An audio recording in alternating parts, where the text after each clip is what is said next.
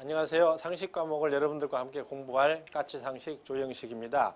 저와 함께 공부를 하면은 까치가 울어서 새로운 소식을 전해주듯이 분명히 여러분들에게 합격의 소식이 올 겁니다. 여러분들 나를 믿으시고 같이 하시면 여러분들 그 소식이 오도록 제가 책임을 지고 앞서서 나가겠습니다. 우리 함께 공부를 해보도록 하고요. 오늘 첫날이기 때문에 어떻게 수업이 이루어질 것인지 하고 그 다음에 어떻게 공부를 할 것인지 두 가지 먼저 말씀을 드리겠습니다.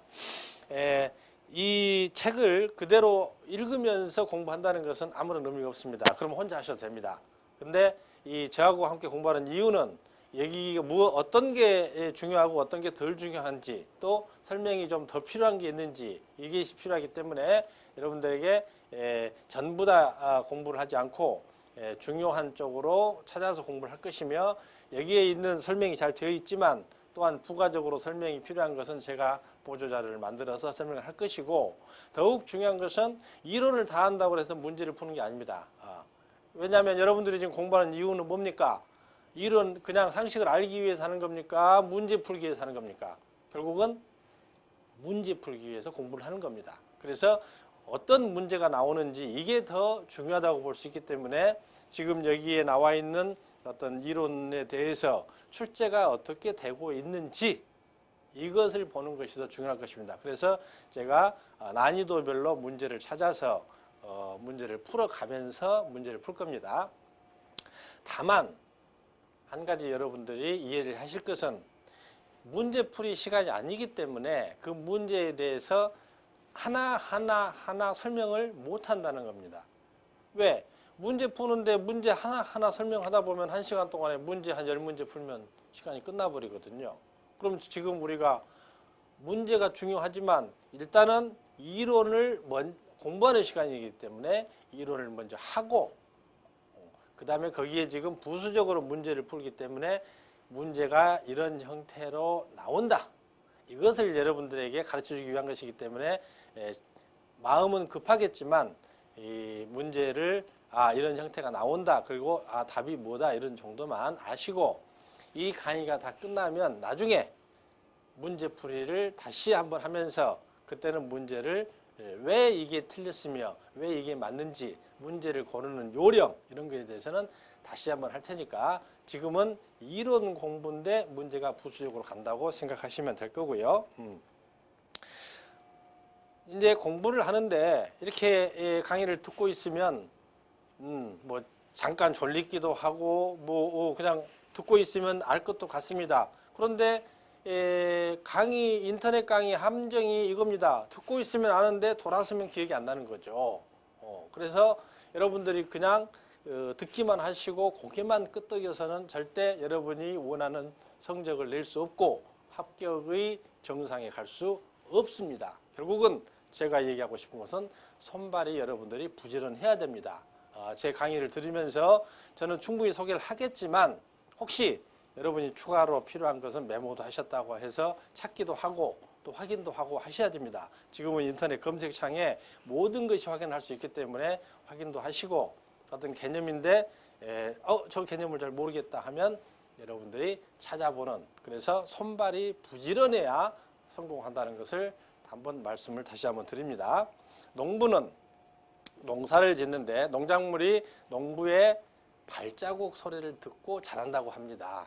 이 말은 얼마나 농부가 부지런히 농작물을 찾아보고 벌레도 잡아주고 물도 대주고 관심을 갖는가 그 관심에 따라서 농작물이 잘 자라느냐 못 자라느냐 판가름이 난다는 거거든요. 결국 여러분들도 얼마나 손발이 부지런하느냐 안 하느냐에 따라서 상식 문제에서 실패를 하느냐 못하느냐 여기에 달려 있을 겁니다. 그래서 여러분들이 이 손발이 부지런해야 된다는 것을 첫 시간에 말씀드리면서 수업을 진행하도록 하겠습니다.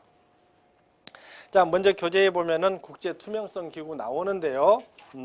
거기 보면은 이건 그렇게 어렵지 않습니다. 개념이 이미 정해져 있기 때문에 그래서 거기 중간에 보면 국가적 부패를 억제하기 위한 것이다. 이 정도만 개념을 아시면 됩니다. 그 다음 계몽주의 나오는데요.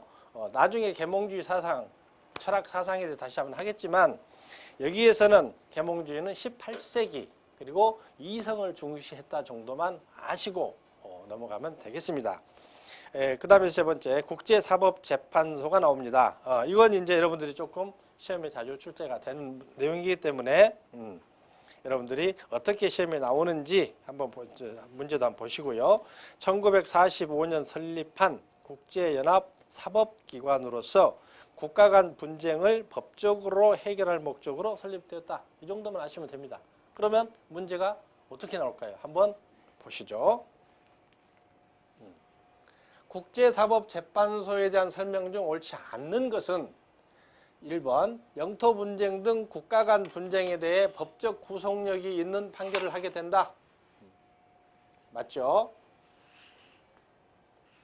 재판소는 15명의 재판관으로 구성되며 임기는 9년이다.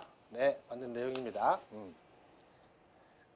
유엔 회원국은 당연히 국제사법재판소의 당사국이 되고 오직 국가만이 소송의 당사자이다. 국가만이, 그러니까 어떤 개인 단체나 개인이나가 소송을 제기할 수 없다는 거죠. 국가만이 소송의 당사자이다. 하는 내용이고요. 원칙적으로 분쟁의 당사국의 일방의 제소로도 재판 관할권을 행사할 수 있다. 일방의 제소로. 이건 여러분들이 생각해 봐야 됩니다. 그러면 두 나라가 분쟁이 생기면 한 나라가 국제사법재판소에 상정을 하면 그것을 국제사법재판소에서 심의를 해 줄 거냐. 이건 우리나라와도 밀접이 있는 겁니다. 독도 문제입니다. 일본은 지금 독도 문제를 국제사법재판소로 가자고 합니다. 왜? 일본은 국력이 낮고 외교력이 우리보다는 더 세기 때문에 국제사법재판소에 가서 일본의 외교력으로 해서 국제사법재판소의 판결을 받아보려고 하는 거죠. 그럼 우리는 국제사법재판소에서 판결이 나버리면 독도가 우리의 땅이 아닐 수도 있거든요. 그래서 우리는 지금 현재 실효 지배를 하고 있기 때문에 왜 우리가 우리 걸 가지고 사법재판소로 가느냐 해서 우리가 반대를 하는 거죠. 그러니까 일본이 일방으로 제소를 할 수 없기 때문에 지금 국제사법재판소를 가지 않는 겁니다. 그래서 그걸 기억을 하신다면 쌍방의 동의가 있어야 된다.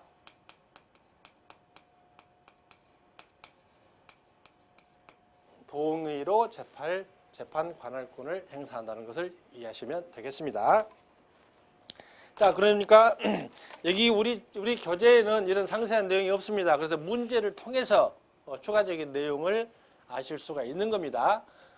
그리고 지금 이 지금 내용들을 여러분들이 필기를 하시면 이게 넘어가 버리면 또 안 되니까 나중에 자료는 올려드릴 테니까 그 자료를 받으시고 오늘은 필기보다는 그냥 이해를 같이 하는 수준에서 공부를 하시기 바랍니다. 두 번째 국제노동기구입니다. 거기 International Labour Organization. 그래서 ILO라고 우리가 더 많이 사용하고 있죠. 그래서 그 두 번째 줄에 보면 각국의 노동 입법 수준을 발전 향상시켜 노동 조건과 생활 수준을 보장하고 개선하는 역할을 하여 사회정책과 행정, 인력자원 훈련 및 활용에 대한 기술 지원을 하거나 협동 조직과 농촌 공장 설립을 촉진하고자 한 설립기구이다. 뭐 이게 조금 어렵기도 하고 뭐 감은 오죠. 그래서 일단 문제로서 한번 보되 이참에 이게 지금 유엔 기구거든요. 그래서 유엔에 대해서 문제가 아주 많이 출제가 됩니다. 여러 형태로 나오고요. 그래서 국제노동기구 지금 유엔의 전문기구 하나지만 유엔에 대해서 전반적으로 공부를 한번 해보겠습니다. 자료를 한번 보겠습니다. 자, 그러면 국제연합 유엔에 대해서 자료를 가지고 함께 공부를 해보겠습니다. 자, 유엔 총회입니다. 총회는 일국 일표주의다. 그 다음에 법안 통과를 어떻게 하느냐, 이건 중요한 겁니다. 중요 안건은 3분의 2 이상의 찬성이면 되고 기타 문제는 과반수 찬성으로 합니다. 이게 가끔 시험에 나옵니다. 유엔 총회에서 3분의 2 이상의 표를 얻어야 의안이 통과된다 이렇게 문제가 나오긴 하거든요. 이건 틀린 거죠. 그래서 이게 분리되어 있다는 거 여러분들이 확인해 주시기 바랍니다. 정기회는 매년 9월 셋째 화요일. 뭐 이것도 물을 수 있는 거고요. 특별총회는 안보리의 요구나 2분의 1 이상의 회원국 요구로 소집한다. 그 다음에 안전보장이사회입니다. 여기서도 문제가 많이 출제가 되죠. 가장 여러분들이 중요한 것은 안전보장이사회 하면 힘있는 5개국이 있잖아요. 그래서 미, 영, 중, 러, 푸가 있는데 이게 너무 많이 듣다 보니까 안전보장이사회 이사국은 5개국이다 이렇게 하는 학생도 있어요. 그래서 이제 그런 걸 깨기 위해서 출제를 하는 겁니다. 그러니까 여기 보시면 5개의 상임이사국에 10개의 비상임이사국이 있습니다. 그래서 합 15개국이라는 것을 여러분들이 알아주시면 되겠습니다. 다만 여기서 상임이사국 이 5개국은 거부권을 가지고 있습니다. 어떤 법안이 내부적으로 통과가 된다 해도 한 나라라도 거부권을 행사하면 안전보장이사회에서 통과가 되지 않는다는 겁니다. 그래서 이 5개국은 거부권을 가지고 있다. 이것을 여러분들이 또 확인하실 필요가 있고요. 경제사회이사회, 총회 선출에 54개국이 회원국으로 되어 있고 임기는 3년입니다. 국제사법재판소, 네덜란드 헤이그에 본부가 있으며 15명의 재판관과 임기가 9년이라는 거 여러분들이 확인을 해주시고요. 기타 신탁통치이사회와 사무국 등이 있다. 문제를 조금 이제 직설로 내지 않고 조금 바꿀 때 안전보장 국제연합 주요기구 이사회가 아닌 것은 해가지고 이 안전보장이사회와 경제사회이사회와 신탁통치이사회를 기억하는가를 내는 문제도 있으니까 그렇게도 한번 살펴주시면 되겠습니다. 그러면 문제가 어떻게 출제되는지 문제를 가지고 한번 보겠습니다. 네, 정기총회 금방 보셨죠? 이건 아주 쉬운 문제입니다. 그래서 유엔 총회는 언제 개최되냐? 셋째 화요일이었죠. 네. 그 다음에 안전보장 이사국 수 역시 방금 얘기 드렸죠. 5개국이냐 15개국이냐 문제에서 15개국이다. 근데 조금 더 문제가 복잡해집니다. 유엔 총회에 대한 다음 설명 중 잘못된 것은 뭐냐? 유엔 회원국이 매년 정기적으로 소집하여 국제적 분규나 협의가 필요한 사항을 안건으로 하여 토의를 진행한다. 사항인데요. 네. 유엔 총회에서 결정된 사항은 법적인 구속력이 있다. 이건 구속력이 있는 게 아니죠. 권고의 효력이 있지 구속력이 있는 건 아닙니다. 모든 회원국은 아까 1국 1표라고 했죠. 그래서 맞는 내용이고 중요 안건은 3분의 2 이상의 찬성으로 기타 안건은 과반수 이상의 찬성으로 결정된다. 아까 내용 나온 거죠. 그래서 맞는 거고 총회 결정이 구속력이 있지 않고 권고적 효력이 있다는 것을 아시면 되겠습니다. 유엔 안전보장이사회와 관련된 다음 설명 중 잘못된 것은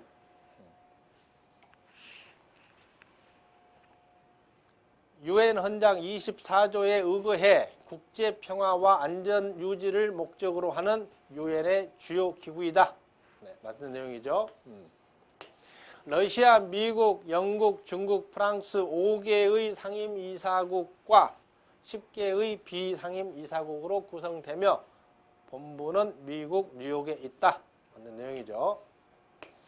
안전보장이사회의 안건은 15개 이사국들 중 3분의 2 이상의 찬성표가 있을 경우 무조건 통과된다. 맞습니까? 3분의 2 이상. 아까 찬성이 중요 안건은 3분의 2. 일반적인 안건은 과반수라고 했는데 지금 거기다가 맞추지 마시고요. 3분의 2 이상을 찬성을 하면 무조건 통과가 되느냐. 그 밑에 조항이 하나 있었죠. 거부권을 행사할 수가 있죠. 그러니까 어느 한 나라도 5개국 중에서 이 5개국 중에서 거부권을 행사하면 통과가 안 되는 거죠. 그래서 이게 잘못된 겁니다. 무조건이 아니라 거부권이 있다.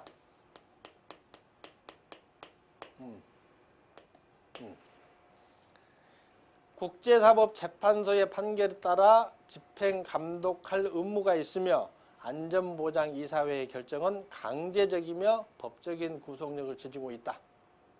총회하고 구별이 되겠죠. 총회는 구속력이 없고 권고적 효력이 있으나 안전보장이사회는 강제적이며 법적 효력이 있습니다. 그러니까 우리가 섣불리 독도를 가지고 국제사법재판소에 가버리면, 안보리나 이렇게 가버리면 문제가 될 수 있기 때문에 가급적이면 가지 않아야 되는 거죠.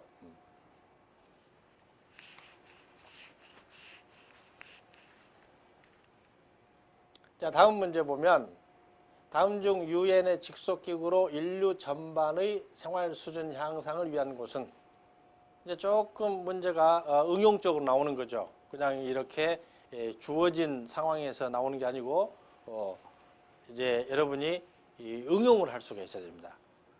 이 세상에 어떤 누구도 문제에 대해서 자기가 알고 문제를 풀 수는 없습니다. 그 문제가 나왔는데 자기가 유추해서 푸는 능력, 사실은 이 능력에 따라서 당락이 좌우되는 겁니다. 왜? 50문제가 출제가 되거나 20문제가 출제가 되면 거의 90%는 일상적으로 공부한 사람은 맞출 수 있는 문제가 나오거든요. 그런데 이제 나머지 몇 문제는 변별력을 위해서 응용력이 있는 학생이 맞출 수 있도록 출제자들이 응용을 하기 때문에 여러분들이 문제를 처음 보더라도 이것을 응용해서 풀 수가 있어야 됩니다. 자, 이 문제 한번 보시면 간단하지만 사실은 그 어떤 여기 개념에도 이런 말은 없거든요. 그런데 이제 이렇게 있을 때 어떤 거냐, 다 익숙히 들어본 거기 때문에 우리가 좀 난감할 수도 있죠. 그런데 인류 전반의 생활 수준 향상이라는 데가 초점을 맞추시고요. 자, 생활 수준 향상. 그러면 세계 무역기구가 인류 전반의 생활 수준이니까 국제통화기금 IMF가 부도나는 국가에 대해서 자금을 지원하는데 이와 관련이 있을까? 노동기구, 노동에 대한 어떤 발전을 위하는 건데 이와 관련이 있을까? 경제사회, 이사회. 그러면 경제와 사회. 그렇다면은 인류의 생활 수준과 그래도 관련이 있겠다. 그러면 여러분들이 답을 정확히 모른다 하더라도 유추해 나가면서 이 답을 찾을 수가 있다는 거죠. 그래서 경제사회, 이사회가 되는 겁니다. 이 문제는 간단하지만 여러분들에게 시사하는 바가 아주 큽니다. 앞으로도 이런 문제가 많이 나올 것이고 여러분들이 이제 저와 함께 하면서 이런 능력을 길러야 됩니다. 결국은 유추해서 맞출 수 있는 능력이 있는 사람과 없는 사람의 성적 차이이지 누가 상식 공부 안 하고 시험 보겠습니까? 지금 취업하기 위해서 상식에 대해서 몇 번씩 공부하고 몇 독을 하고 이렇게 갈 텐데 다 아는 겁니다. 기본적으로 문서로 되어 있는 건 아는 거지만 이걸 약간 바꿔서 응용을 했을 때 그것을 답을 찾아가는 능력, 이게 여러분들과 내가 해야 될 것이고 앞으로 저와 함께 하면 그 능력이 향상을 될 겁니다.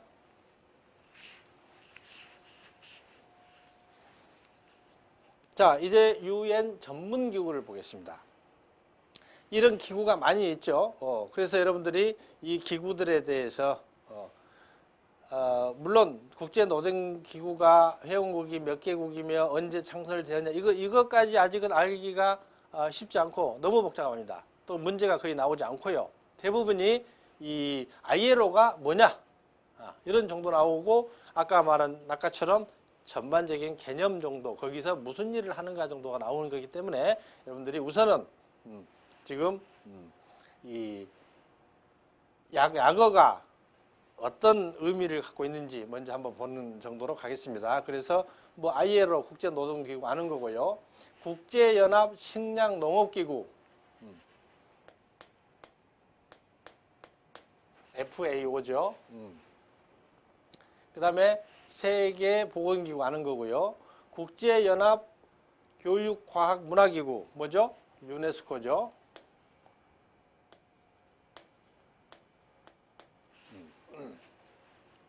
IMF 우리 다는 거죠. IMF 유명합니다. 대한민국이요.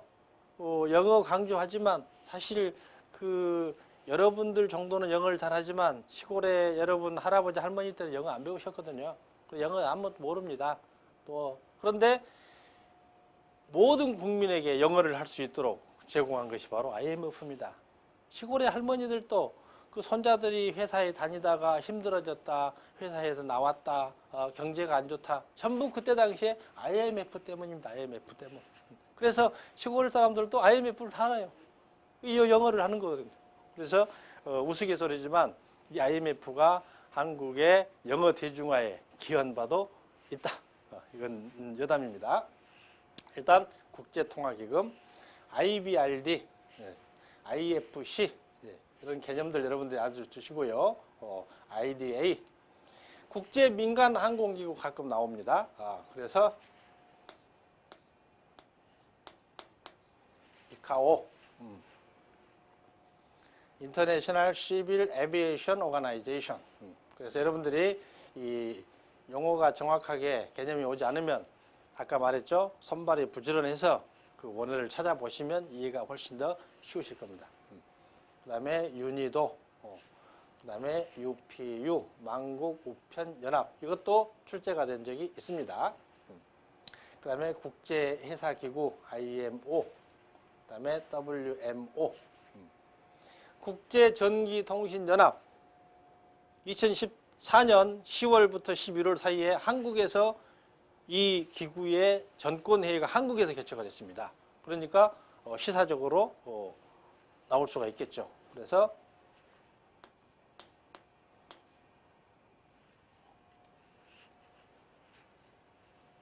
ITU죠.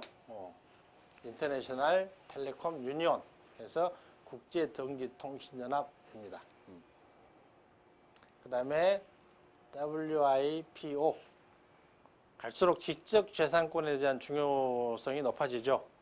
그래서 이것도 역시 한번 기억에 넣어주시고요.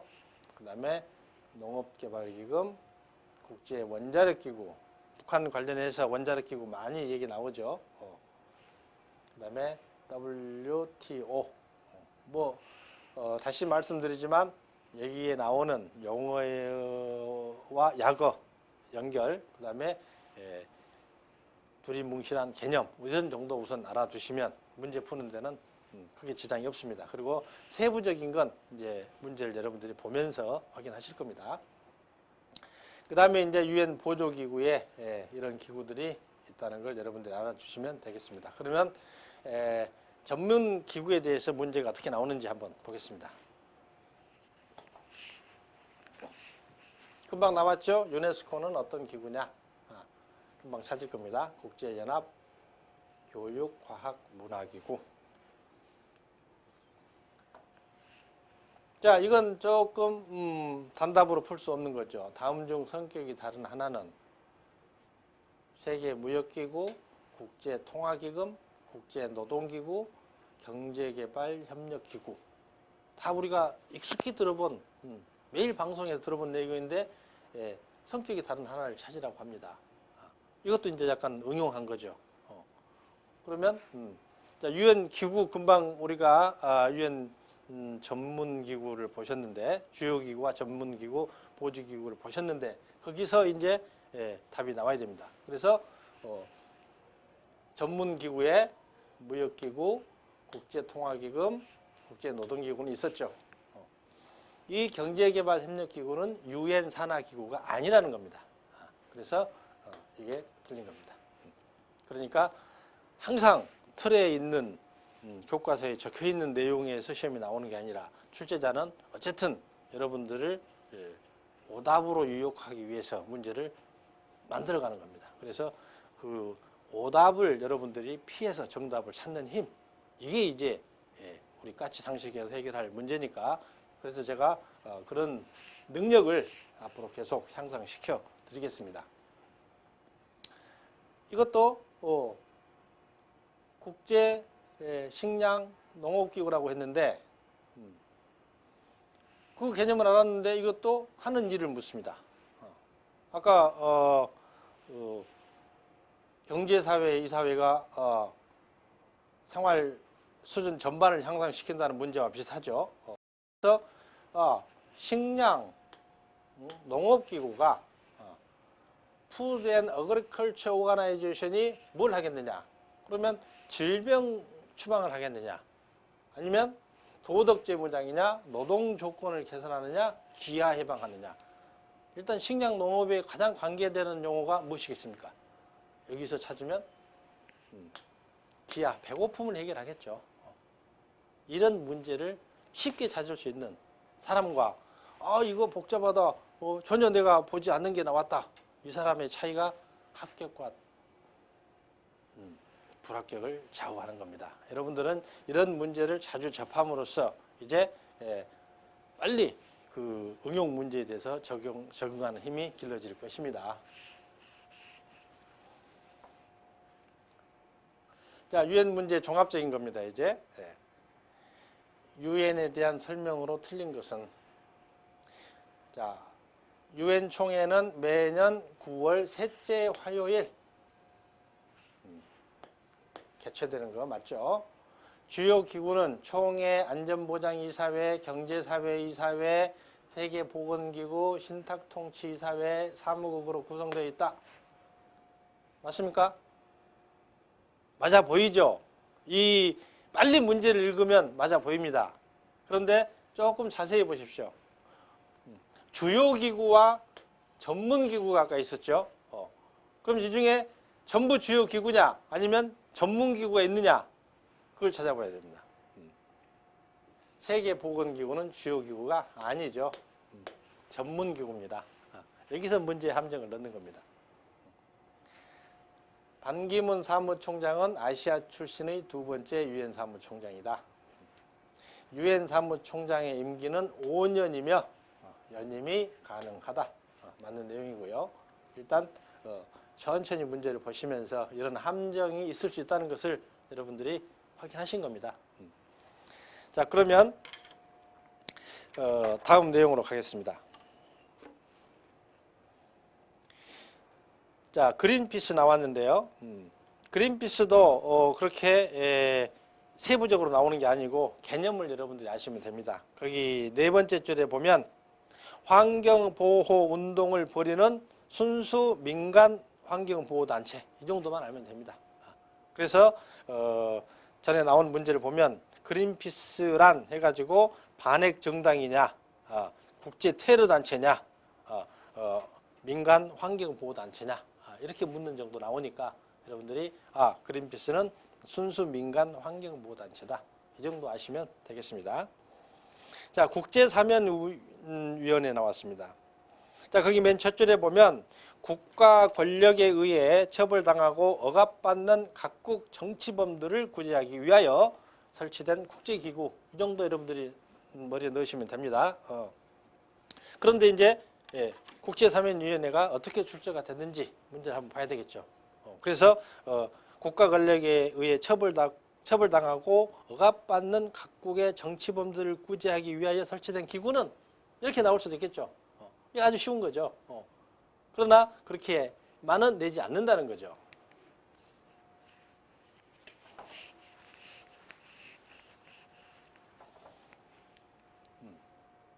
(1991년) 영국의 변호사 베네슨이 정치적, 종교적 확신으로 투옥된 양심범들을 위해서 만든 단체는 뭐냐? 그래서 앰네스티 인터내셔널, 그래서 앰네스티가 정답입니다. 내가 이 자세히 설명 못한다고 그랬죠. 지금은 이론을 공부하면서 문제는 형태를 보기 위해서 하는 거기 때문에 이거 설명을 바라지 마시고 이런 문제가 나오고 이게 답이다 정도 아시고, 이 이론이 다 끝나면 그 다음에 문제풀이는 상세하게 할 것입니다. 그 다음 국경 없는 의사회입니다. 거기 국경 없는 의사회는 중요한 것이 거기 보면은 그 영문으로 Doctors Without Borders라고 이렇게 해놨는데 이건 영어로 풀이한 겁니다. 그런데 일반적으로 신문이나 뉴스에는 이렇게 표기를 하지 않습니다. 그래서 약어를 표기하는데 주로 MSF로 표기를 합니다. 그래서 만약에 시험 볼 때 MFS는 어떤 기관이냐 이렇게 물으면 이 책으로 공부한 사람은 전혀 맞추기 어렵습니다. 그래서 가장 일반적으로 사용하고 있는 용어를 가지고 다시 한번 자료를 한번 보겠습니다.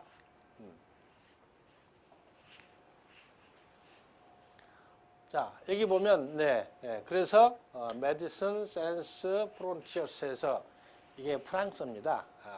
국경 없는 의사회가 프랑스에서 설립이 됐기 때문에 거기서 용어가 나온 거거든요. 그래서 아까 교재에 있는 것은 영어로 이제 풀어놓은 것이고, 그러나 일상적으로 뉴스나 언론에서 얘기할 때는 이 MSF를 쓴다는 것을 여러분들이 기억하시기 바랍니다. 그래서 이것도 역시 마찬가지입니다. 국제민간의료구호단체다. 이 정도 아시면 되고요. 조금 이제 이게 개념이 잡히면 세부 내용을 한번 보시기 바랍니다.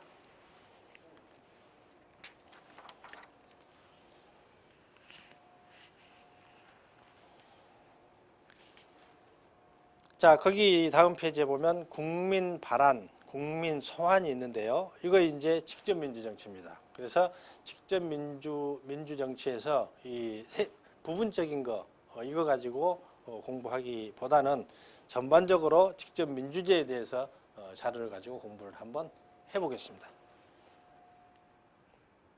직접 민주제는 결국 목적이 뭐냐? 그러면 대의제가 갖고 있는 문제점과 한계를 극복하기 위한 것이다.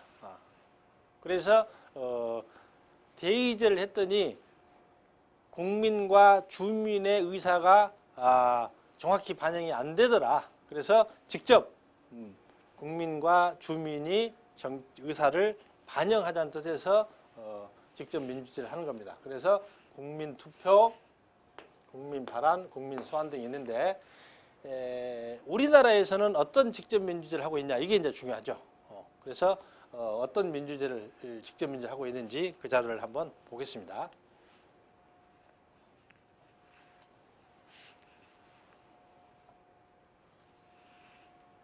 자, 우리나라에서 도입하고 있는 직접 민주제도. 그래서 가끔 그 시험 문제에 보면 그 연도 순으로 묻는 문제도 있어요. 아직은 나온 적은 없습니다. 그래서 제가 연도를 써놨으니까 그것도 한번 여러분들이 관심을 가져보시기 바랍니다. 그래서 순서대로 되어 있습니다. 주민 발의, 조례를 만들거나 폐지하기를 요구한다는 거죠. 지자체에 이런 조례를 만들어라, 이런 조례를 폐기해라 라고 주민들이 발의를 하는 겁니다.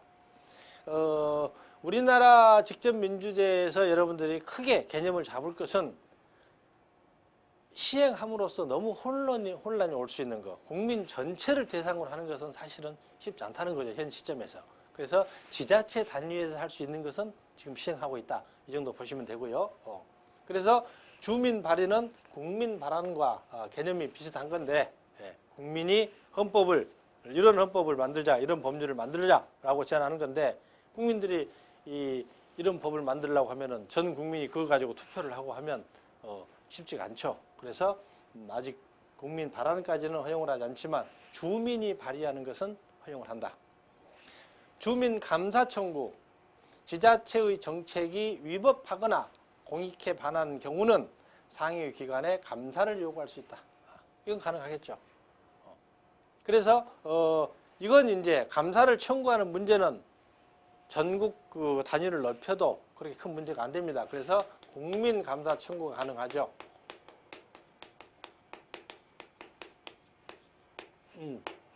중앙부처나 행정부가 위법하든 하거나 공익에 반하는 행동을 할 경우에 감사원에다가 감사원에 청구를 하는 겁니다. 그래서 이건 지자체도 하지만은 전국 단위가 가능하다. 주민 투표. 지자체의 장이 주민들에게 영향이 큰 사안에 대해서 주민투표로 의견을 묻는다. 이거 가능하죠.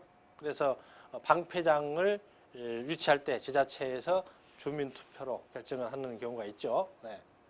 주민소송, 지자체의 위법한 재무회계 행위에 대해 개인의 권리 침해 관계없이 그 시정을 법원에 청구할 수 있다. 주민이 소송 올릴 수 있는 거죠. 꼭 내가 어떤 피해를 보지 않았더라도 이러면 안 된다 해서 법원이 판단해 달라 해서 법원에다가 청구를 할 수 있는 겁니다. 주민 소환, 지자체장 또는 의원이 지자체 의원입니다. 지자체 의원이 해임 여부를 주민 투표로 가능하다. 그러니까 주민 소환은 국민 소환과 개념이 비슷한데 이것은 중앙행정부 단위 전체 단위에서 어떤 지자체장이 아니라 행정부 단위에서 그 장을 해임을 주민투표로 한다 그러면 이게 전국적으로 혼란이 되겠죠. 그래서 아까 말씀드린 대로 주민 소환 이거 시행하지 않습니다. 물론 바람도 시행하지 않고요. 그런데 그 지자체 단위에서 지자체장이 또 지자체 의원이 문제가 되면 주민들이 투표로서 자리에서 빼낼 수 있다. 이렇게 이해를 하시면 되겠습니다. 자, 여기에 대해서도 문제가 어떻게 출제되고 있는지 한번 보겠습니다.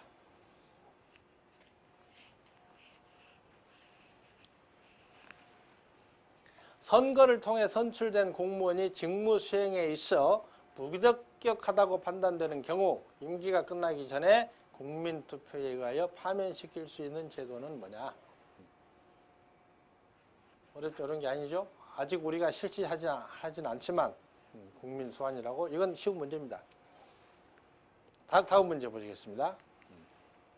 그러면 주민 소환이죠. 지자체에서 할 수 있는 거라고 했죠.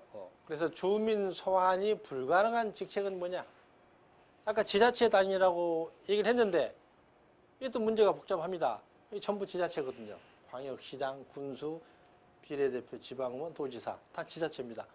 선생님 지자체 다 되는 거 아닙니까? 다 되죠. 그런데 그 중에 또 안 되는 사람이 있습니다. 비례대표 의원은 주민 소환 대상이 아니다. 알아두시기 바랍니다.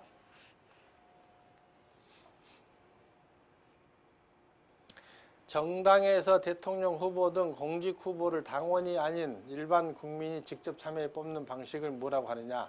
이건 오픈 프라이머리죠. 일단 이런 문제가 출제된다는 걸 여러분들이 보시고 다시 보겠습니다. 거기 지금 그 뒤에 나온 겁니다. 국민 경선제 해서 나와 있는데요. 민주국가에서 정당의 공직 후보 선출을 당원뿐만이 아니라 일반인에게도 그 과정에 직접 참여하여 선출하는 제도, 이것을 오픈 프라이머리라고 합니다. 그 다음에 긴급 명령권, 여러분들이 한번 읽어보시고요. 국정조사권, 국정의 특정한 사안에 대해 재적의원 4분의 1 이상의 요구가 있을 경우 상임위원회나 특별위원회에서 조사를 시행하는 제도, 국정조사죠. 어떤 특정한 사안입니다. 그러나 국정감사, 이건 상권 분립에 의하여 국회가 행정부를 감시 견제하는 제도죠. 그래서 국정 전반에 대해서 우선 개념 정리가 됩니까? 국정조사는 특정한 사안에 대해서, 국정감사는 국정 전반에 대해서 한다는 것이죠. 자, 역시 이거에 대해서도 어떻게 문제가 출제가 되는지 한번 보겠습니다. 다음 중 국정감사에 대한 설명 중 옳지 않는 것은 국정감사는 특정 범위에 한한다. 아까 특정 사항이라 했죠. 국정조사는 전반이고 공개가 원칙이다. 국정감사장에 기자들도 다 들어가서 보고 있고 하기 때문에 공개되고 있는 거죠. 국회법에 규정되어 있다. 국회법이 아니죠. 헌법에 규정되어 있다. 정기회 집회기일 다음부터 20일간 행해진다. 맞는 내용이죠. 국회법이 아니라 헌법에 규정되어 있다는 것이고요. 또 문제를 이제 국정조사와 국정감사를 엮어서 문제가 출제된 걸 하나 보시겠습니다. 국정감사, 국정조사의 대상이 되는 것은 뭐냐? 조사 중인 범죄, 기소. 이건 검사만이 할 수 있는 거죠. 아직 지금 배우지 않았지만은 이건 검사의 고유 권한이기 때문에 이것은 국정조사 대상이 아닙니다. 국정에 관계 없기 때문에 해당이 안 되겠죠. 관계 없는 거기 때문에 국정에 관계 있으니 개인적인 것을 국회의원이 가서 두 사람이 뭐 돈을 얼마 빌려주고 얼마를 받았니 못 받니 하는 것은 그 국회가 관여할 바는 아니죠. 법원의 인사 행정, 법원의 인사는 이거 국가의 행정의 일부라고 봐야 되겠죠. 인사가 너무 편파적이거나 인사에 어떤 무슨 보이지 않는 손이 작용했거나 이런 내용이 있을 때 국정감사나 국정조사가 가능하다는 얘기죠. 자료 요청을 할 수 있겠죠. 대통령의 일반 사면, 특별 사면과 일반 사면이 있는데 이건 나중에 공부하겠습니다. 일반 사면은 국회 동의 수준이지 본인들이 동의한 건데 그걸 감사하거나 조사할 일이 아니죠. 그래서 일단 이건 행정, 국정에 관한 거기 때문에 인사 행정에 관한 것은 국정조사나 감사의 대상이 될 수 있다. 이렇게 보시면 되겠습니다.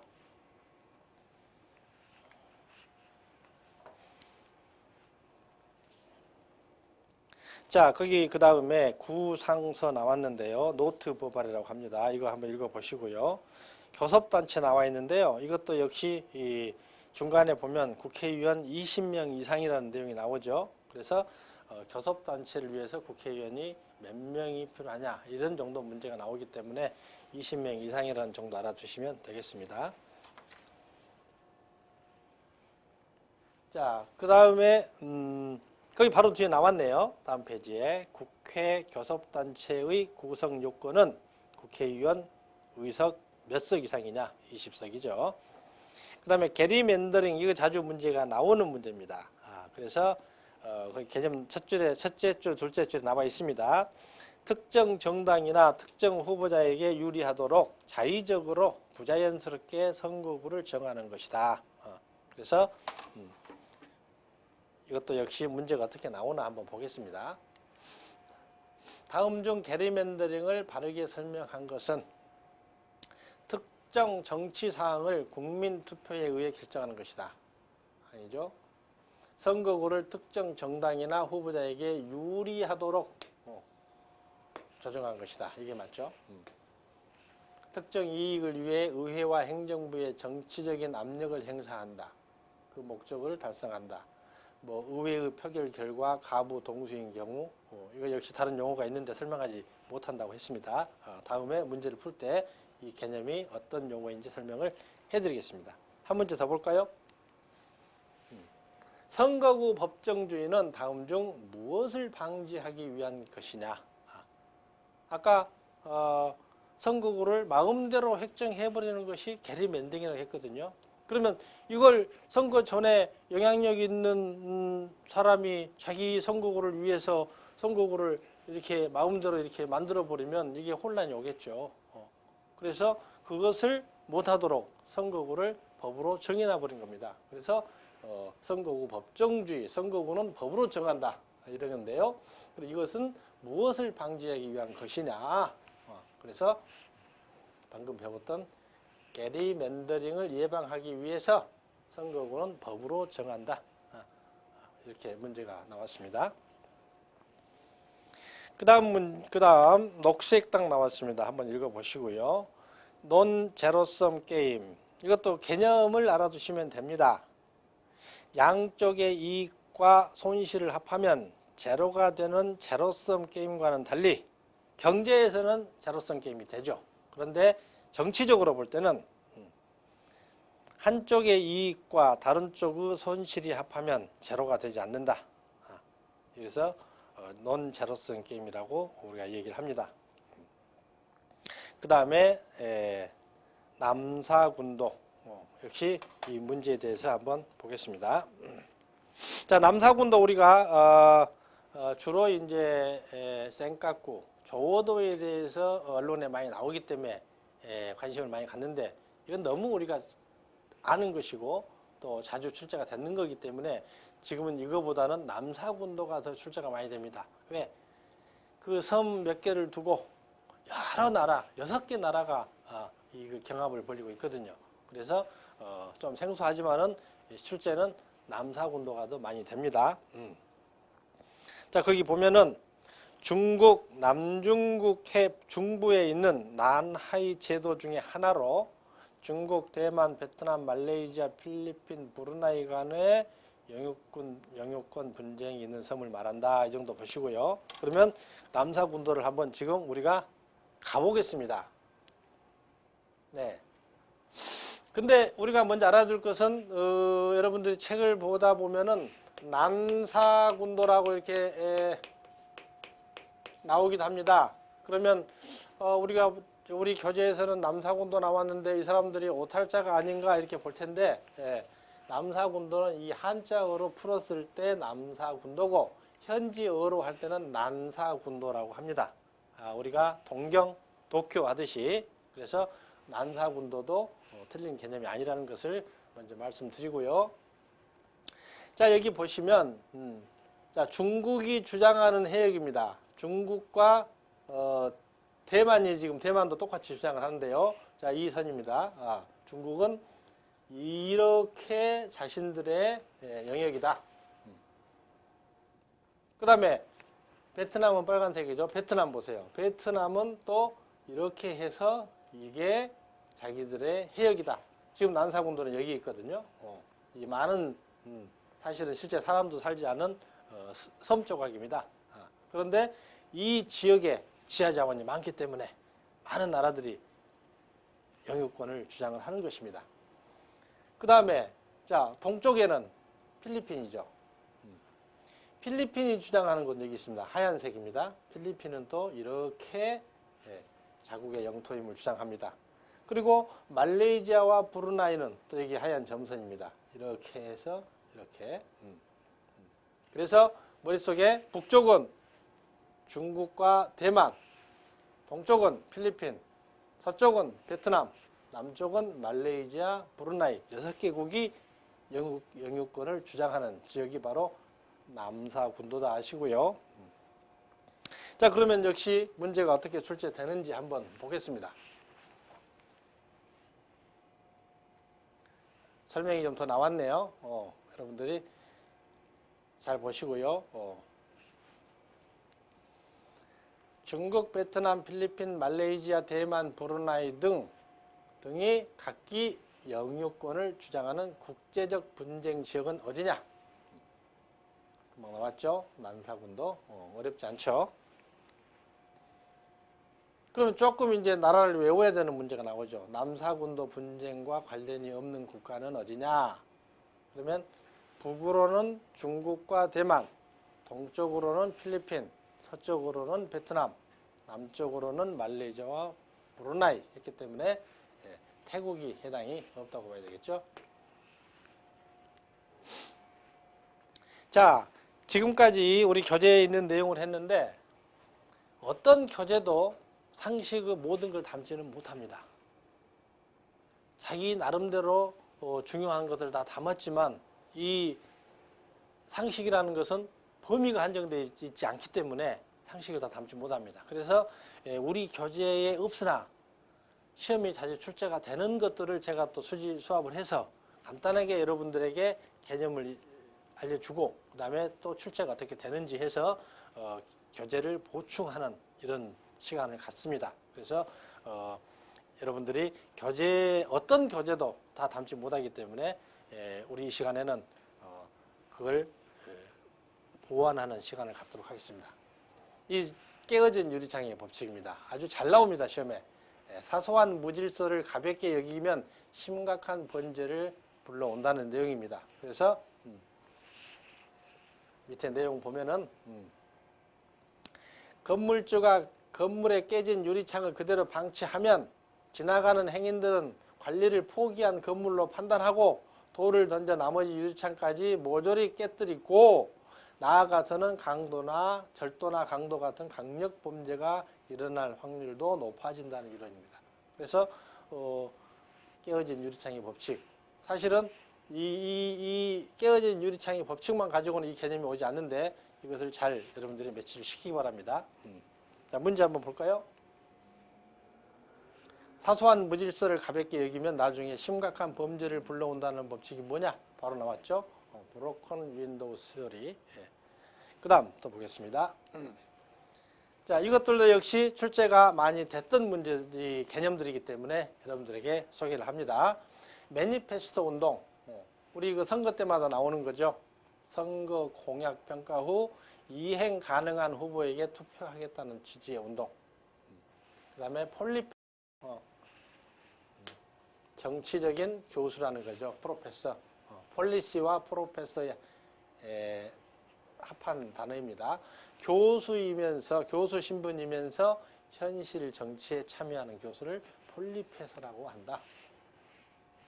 프레임업, 정치적 반대자 등을 공격하기 위해 사실을 날조하는 정치적 음모를 프레임업이라고 한다. 치킨 게임 많이 나오죠. 경쟁자 어느 한쪽이 양보하지 않으면 달려가는 열차죠. 마주보고 달리는 열차죠. 그래서 모두가 파국으로 가는 극단적인 게임 이론이죠. 그래서 뭐 반도체에서도 그런 일이 있었죠. 삼성전자와 다른 반도체 회사와의 치열한 가격 경쟁.